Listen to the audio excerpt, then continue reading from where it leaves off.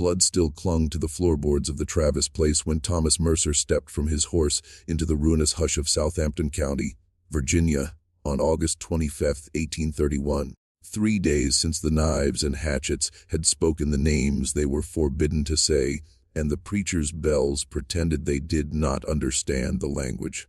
The county swore 5 white leves were taken. That was the phrase chosen by men who sign receipts but never wash the knife. Mercer came hunting 6 survivors and 1 preacher, Nat Turner. But what he found first were lies with tidy margins, and rooms arranged by careful hands to look like storms. Listen closely, the official numbers are always the least honest witnesses in the room. Before we descend, anchor yourself. Subscribe, and in the comments write where you're listening from. The map matters tonight.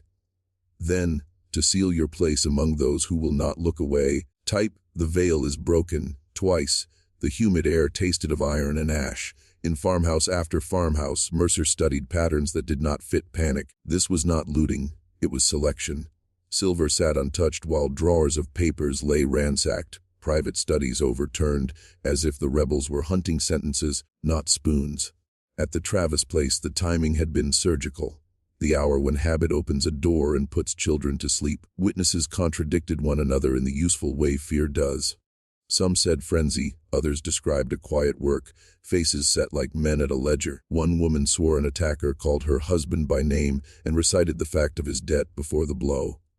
In Jerusalem, the county seat, militia from 2 states swaggered through the square and shot boys on rumors, then prayed loud to drown tomorrow. Mercer, a man paid to think like the hunted, felt a different hunt pressing on him. His book filled with names and angles. The dates did not agree. Gunshots had been heard 2 nights before the official dawn. Maps said the rebels crossed 20 miles in a single day, on foot, in cornfield heat, striking homes the way a surveyor sets stakes. Where, Mercer asked quietly, had field hands learned a soldier's calendar? The replantation was ash and accusation. The stone foundation split. The main house charred so hot the glass had flowed and hardened like cooled breath. The report said 5 family members had perished in their beds, surprised by the rebels' first fire.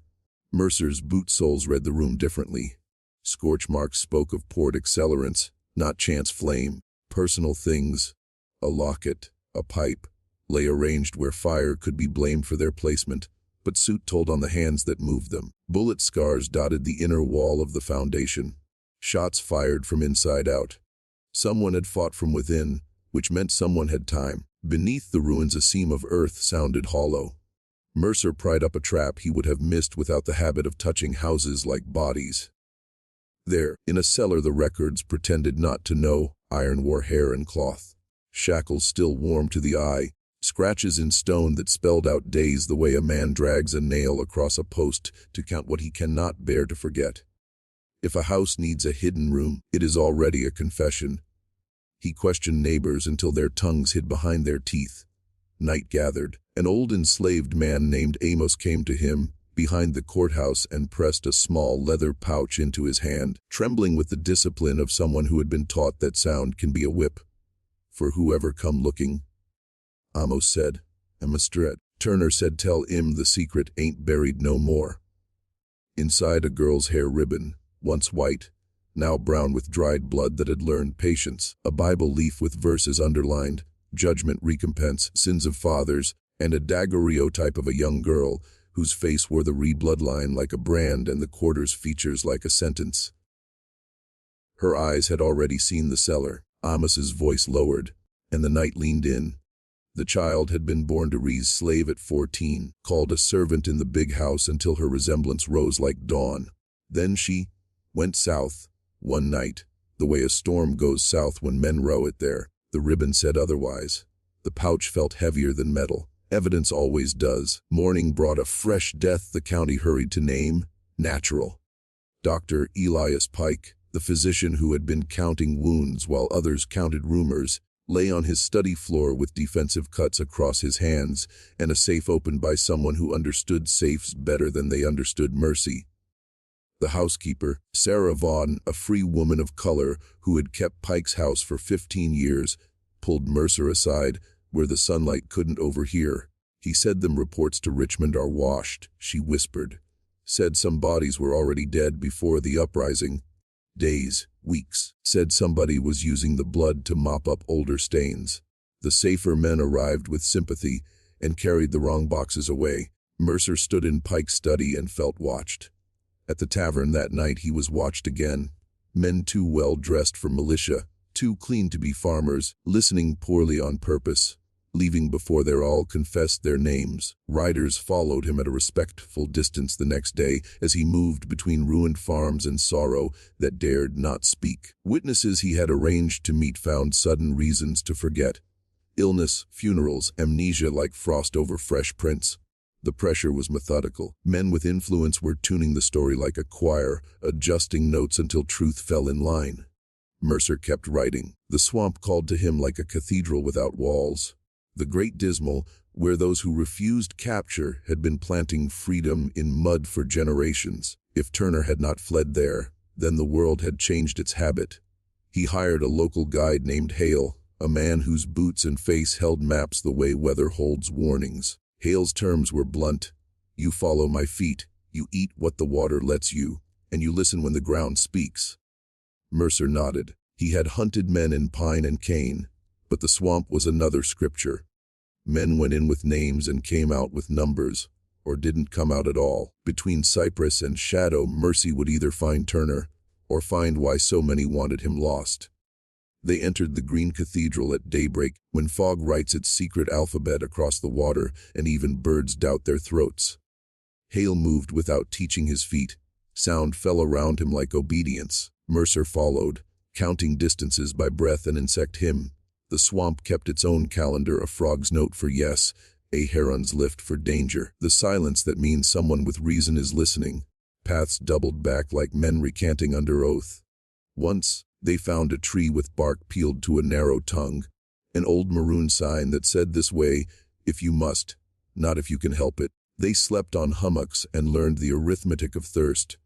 On the second night, a shadow stepped from shadows with the right to do so. A scarred man in his 40s greeted them with the grammar of command. He introduced himself as Israel. Not a runaway, he said, a citizen of a country without a map. He did not claim Turner as superior. Nat is the spark, he said, but fires travel on prepared wood.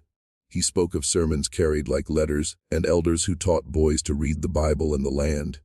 2 Bibles, one leather, one green.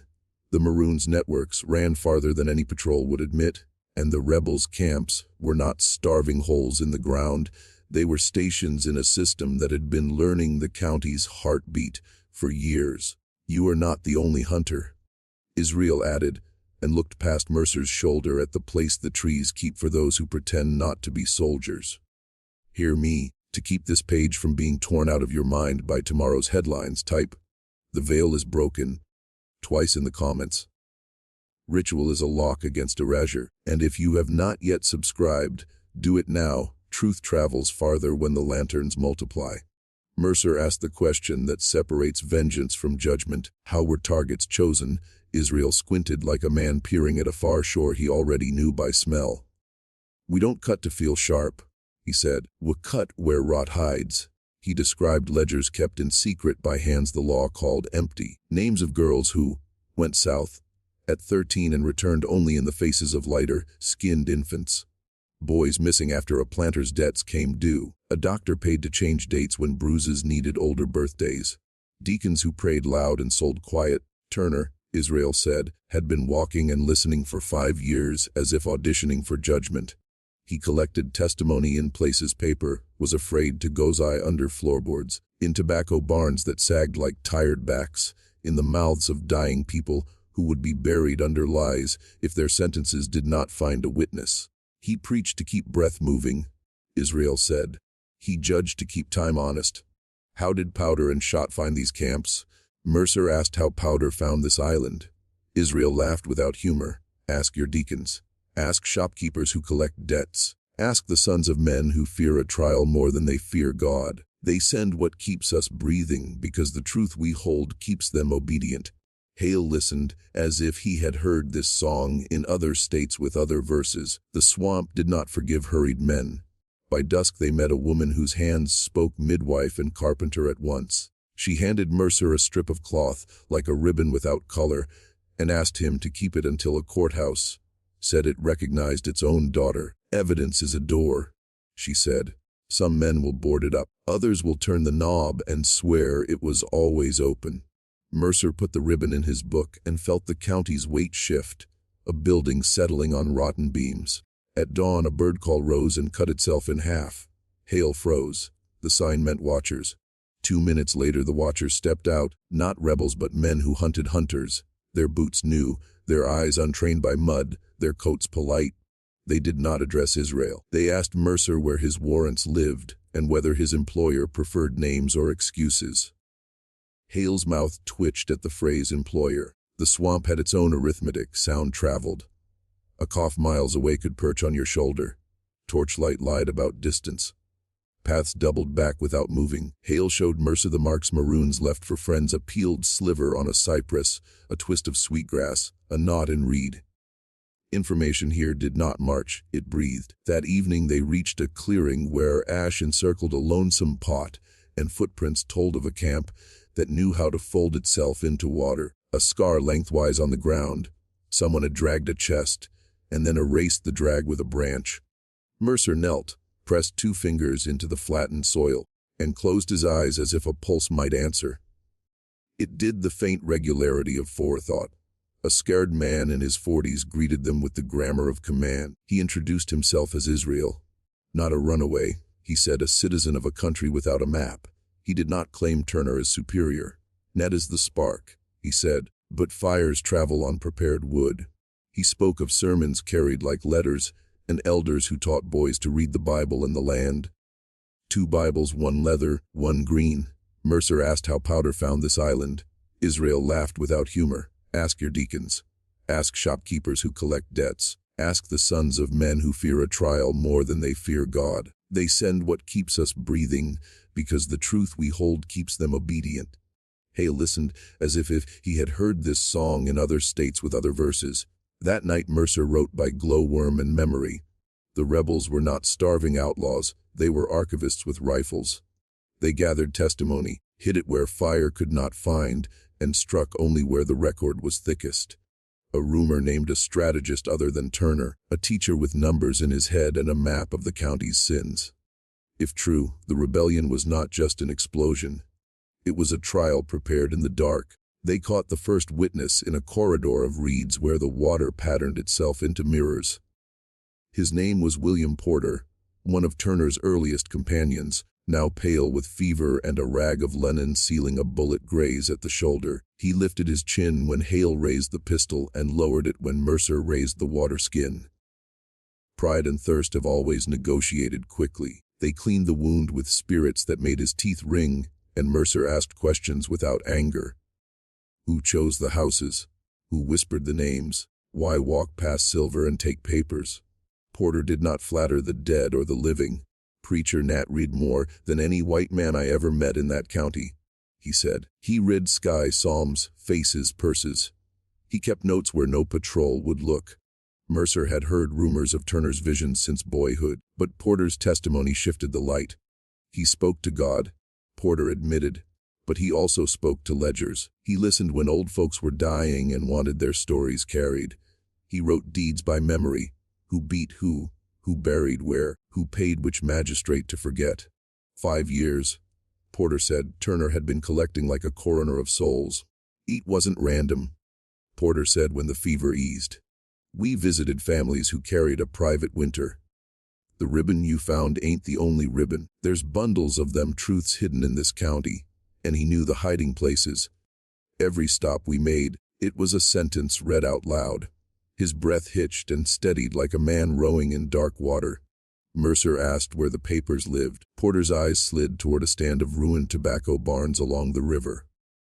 He used dead places, he whispered, where the wind don't visit. Floorboards with nowhere left to fall. Hale looked at Mercer the way soldiers look at maps. They found the trunk the way you find a grave with respect only. Beneath a plank, in a barn flensed, waited a chest salted with nails. Inside daguerreotypes of bodies no one had counted, children with injuries that rhymed with cruelty, women whose faces had learned to leave before the flesh. Each image was paired with a note, names, dates, motives, disposal.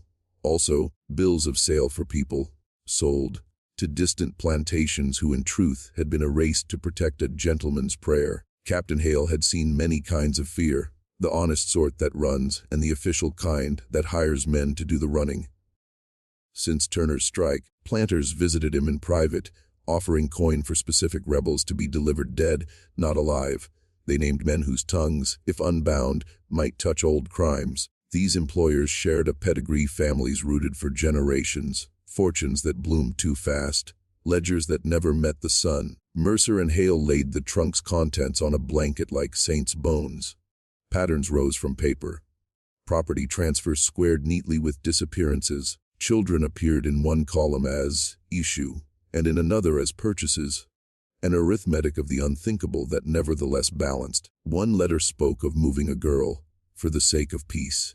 A phrase that meant burying her, and then burying the memory. They realized then that Turner's blade had been pointed, not wild. It reached for names whose reputations had been varnished by donations, pews, and courthouse portraits. The rebellion was not a riot, it was a summons.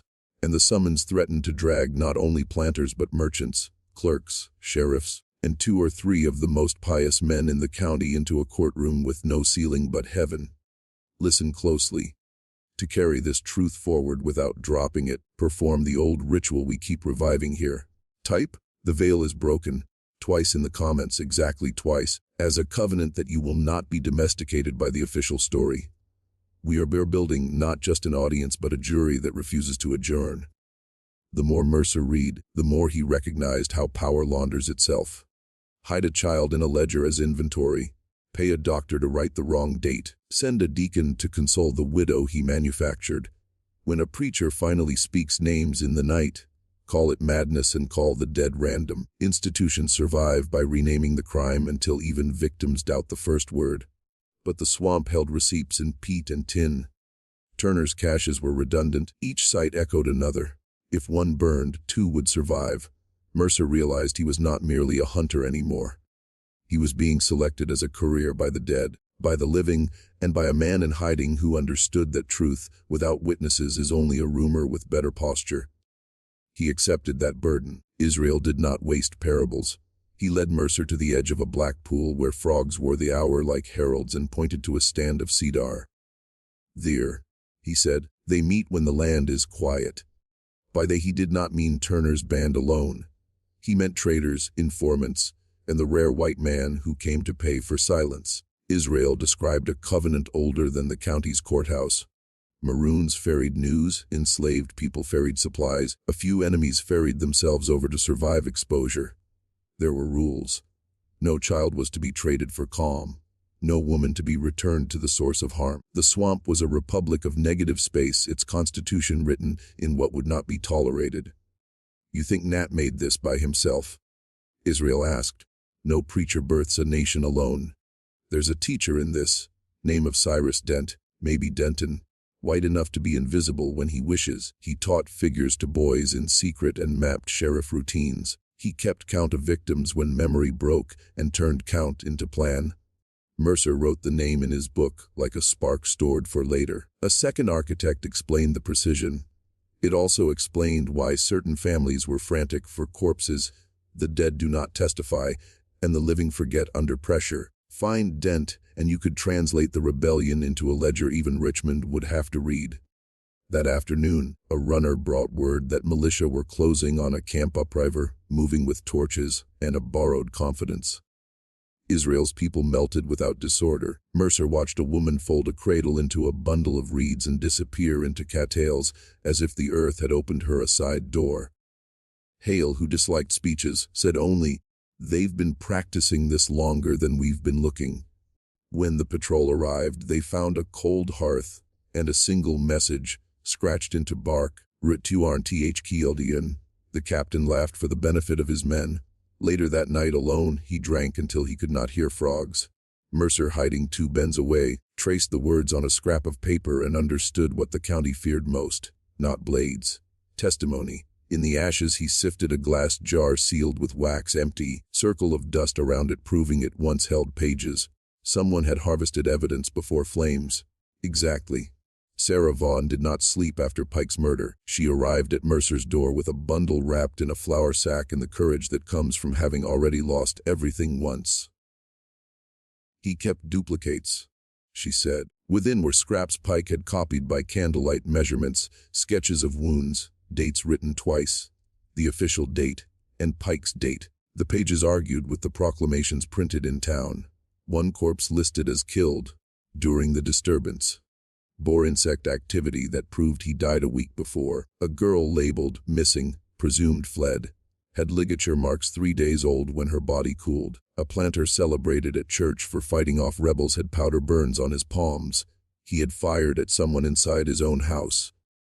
Pike had begun a tally titled simply, "W.H.O. Beefis," names repeated, men who owed debts acquired insurance payouts after loss of property. Magistrates erased fines for allies who donated patrol horses. A sheriff received cash for overtime. On nights he was inexplicably out of town. Richmond, when informed, replied with a letter about maintaining calm, and asked no questions about dates. Mercer read until the oil was a memory, and then hid the bundle in a place he alone would remember. He had crossed a line without ceremony. He was no longer documenting a chase. He was assembling an indictment. Every narrative offered by the courthouse now rang like a bell with a crack. Hale returned from a ride with news sharpened by risk. 2 men in city coats had come to the tavern, paid for drinks without touching them, and asked about a bounty hunter who keeps a book. They were not militia. They rode expensive horses and left no names. Someone above the county line wanted Mercer's notes more than they wanted the rebels' bodies. That evening Mercer built a decoy notebook and let it be seen. The real one went under a rock in a cemetery of the unclaimed. Even as he hid, he felt watched by citizens who legally did not exist. Mothers with ash on their sleeves, fathers whose sons carried scars you could not see in daylight. The question Pike had written echoed louder than any sermon: who benefits when truth is delayed, and how long before delay becomes policy? Mercer knew the answer was older than Turner, and written in a language money speaks without moving its lips. "You know, a letter arrived without sender in a boy's shoe. Inside, a square of paper written in a hand as calm as winter water. If you would know why, follow the river south at dusk. The cypress will kneel. No signature, only a small drawing of a 7-pointed star." Israel saw it and nodded once. "He wants you to see," he said. They moved quietly along the river until the cypress knees appeared like prayerful knuckles. A man rose from the dark as if he had been cut from it. He was slight, eyes extraordinary, carrying himself not like a fugitive, but like a pastor walking into a funeral he had warned everyone about. His voice carried without raising. "Mr. Mercer," he said, "I hear you keep a book." Mercer had expected a prophet's theater. Instead, he met a clerk of judgment. Turner spoke of names as weights. "When a county refuses to count," he said, "God counts with whoever will hold the chalk." He did not ask for absolution. He asked for accuracy. "If I drop, make sure the ledger does not." Mercer asked about Dent. Turner's mouth quirked. "A man who can vanish is most useful to a people who must," he said. "He taught some of us to read numbers without being seen reading. He taught me to make redundancy a sacrament.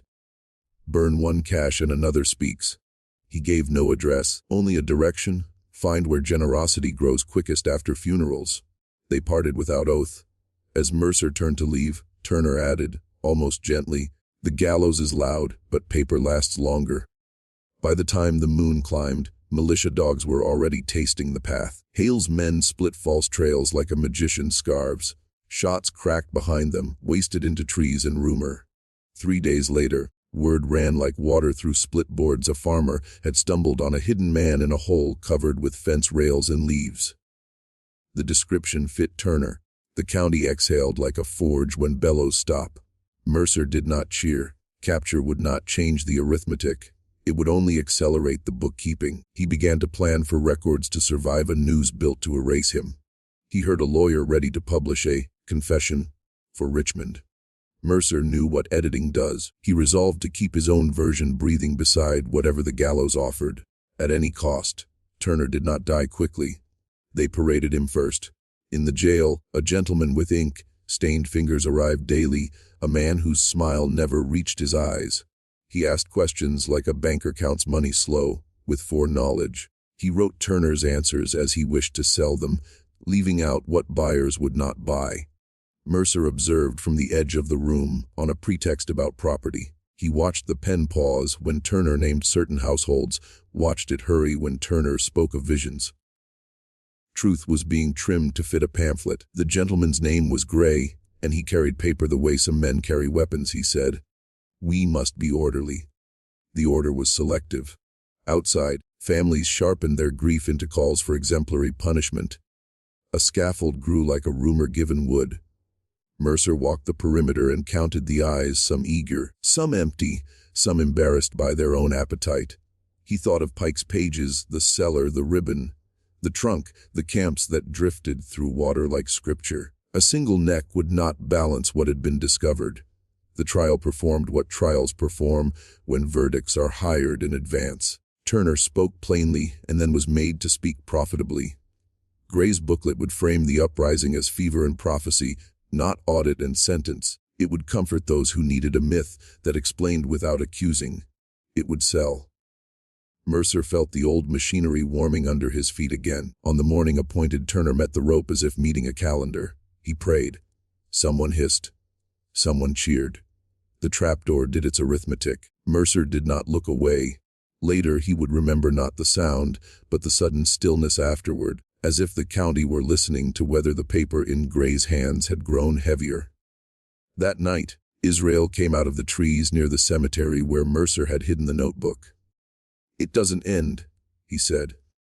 Stories like Gray's are nets. They catch the gullible and let the weight swim. Mercer opened the grave of ledger stones, checked for damp, and promised the heir, we will bury lies in footnotes they cannot burn. In the week that followed, militias finished what panic had started, reprisals, houses searched, men flogged, women grieving without names to speak. The official tally hardened like plaster. The remainder lived in whispers and in Mercer's copied pages. The city's hand reached for Mercer before Gray's pamphlet hit the street. Hale found his camp disturbed again, the careful disorder of men who have practiced searching without leaving fingerprints. The decoy book was gone. The real one slept among stones, but his margin notes, the places only memory could carry, were in danger of being pried out of him with iron. He rode to Jerusalem courthouse and watched a clerk fold a letter from Richmond with excessive politeness. We commend your diligence, it said, and remind all officers to avoid inflaming impressionable minds. The phrase, impressionable minds, contained fathers, widows, and anyone literate enough to ask what day their dead had truly died. Mercer left the building with his jaw set like a hinge. That night a knife spoke through his door, not to stab but to write. It etched a single word in the wood, quiet. He pulled the blade free and kept it. The message was less about him than about the ledger he carried from camp to camp, courthouse to swamp. The county was trying to cauterize a vein of memory. Mercer walked a different road. He broke the book into parts and entrusted each to a custodian unlikely to be suspected, a black midwife, a white carpenter who had buried 2 mixed children without sermon, a ferryman who owed nothing to shore. Israel sent runners to carry copies as far as Norfolk and across the Sound. The archive ceased to be a single throat. It became a choir. He also wrote a letter to himself 15 years in the future and sealed it with wax, a superstition against his own erasure. In it he recorded what Gray omitted, what Pike measured, what Amos's pouch proved. He wrote the names of girls who never reached 12. He wrote the names of men whose pews should have been vacated. He did not spare himself. He listed the bounties he had taken and how each purchase of bread tasted afterward. The men in city coats returned, smiling without teeth this time. They warned Hale that a bounty now sat on Mercer's silence. Hale, who believed in maps and outcomes, placed his hand on the table between them and said nothing. After they left, he told Mercer what soldiers say before winter store, more than you think you need. Truth dies of exposure when supplies run thin. Store deeply. The clue Turner gave, find where generosity grows quickest after funerals, turned out to be arithmetic, not poetry. Mercer and Hale began charting who gave alms, when and to which causes. Patterns click at a deacon's purse loosened each time a scandal threatened his name. A merchant endowed hymnals after every child sent south. Their charity kept time with their crimes. One address repeated a counting house behind a dry goods store, its sign half peeled, its ledgers clean to the point of suspicion. A boy sweeping the stoop whistled the first line of a hymn and the last line of a warning. Inside, Mercer found a back room that smelled of chalk and iron. On the wall, figures and routes written small, then rubbed out, then written again by different hands. A man stood there, ordinary as a nail, and turned toward them with a teacher's tired gaze. "You're late," he said. "I'm called Dent when a name is required." He did not extend a hand. He asked whether Mercer had seen Turner alive. When Mercer nodded, Dent closed his eyes, satisfied, as if a theorem had resolved. Dent explained without affection what he had done. He had counted the pace of patrols, the frequency of court days, the habit of planners to drink on Thursdays.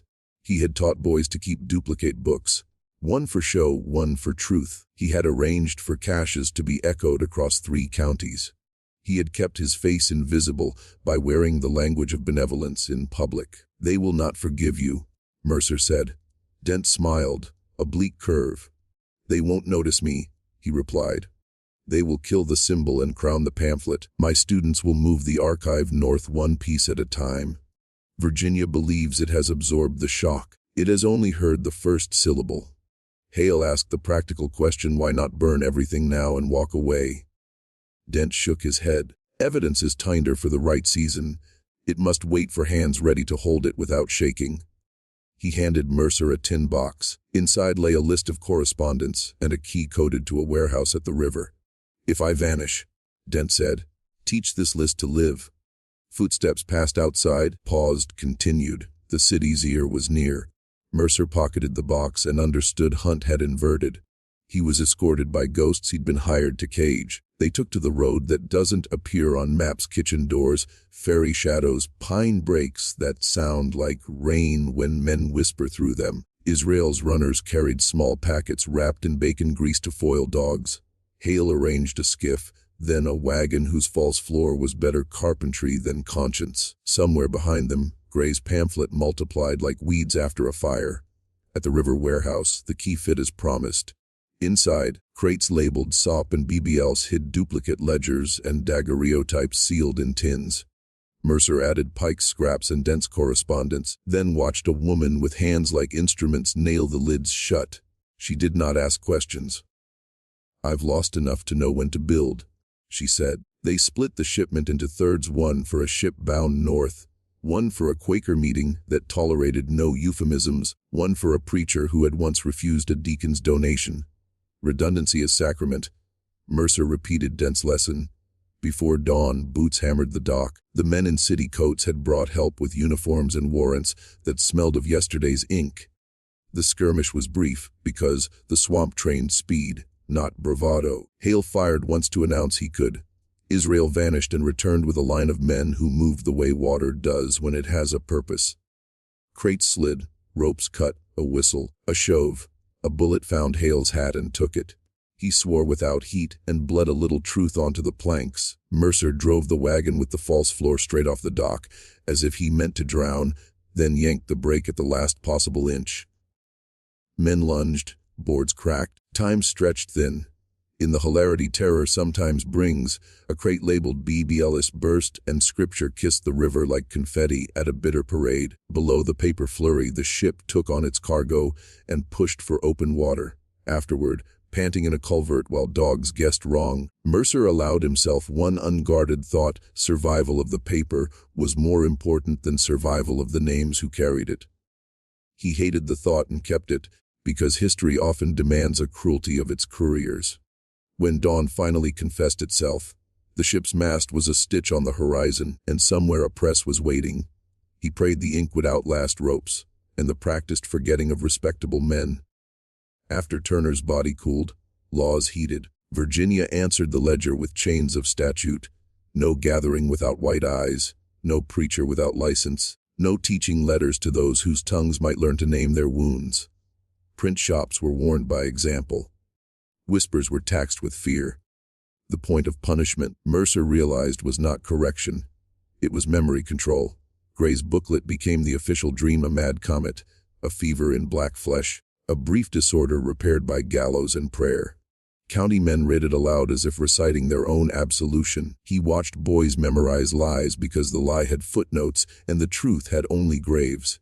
He answered in the smallest, oldest way. He kept the counter archive breathing. He sent copies north and west until copy became rumor and rumor became conviction with names attached. Some pages found abolitionists who needed more than rhetoric. Some reached juries in states where a different gospel was preached about human worth. Years would pass before fire and iron argued the question, but the documents Mercer and Dent tended would seed a new vocabulary for indictment. In private, Mercer decided on his own sentence. He would leave the trade that had fed him and become a different kind of hunter. The kind who stalks silence. He apprenticed himself to midwives and printers, to ferrymen and teachers. He learned how knowledge travels safest, disguised as permission, thumbed into margins, nested in hymns, whispered to children with a different cadence at bedtime. He never saw Israel again, though sometimes a peeled sliver on a cypress would appear where there had been none, and he would feel watched by approval. Gray prospered for a season, as men with tidy stories do. Dent vanished like a theorem solved too cleanly to require a signature. Sarah Vaughan grew old without apology. Each bore a fraction of the archive and a fraction of the risk. As for Southampton, it kept its courthouses in pews and the polite distance required to step over blood while calling it rain. But the Pete remembers, and so must we. If you have carried this far with us, you have changed. You cannot unknow the system that tried to rename murder as weather. Carry the ledger forward. Speak the names. Teach the counting to those the law would keep enumerate. That is how we unbury the country inch by stubborn inch.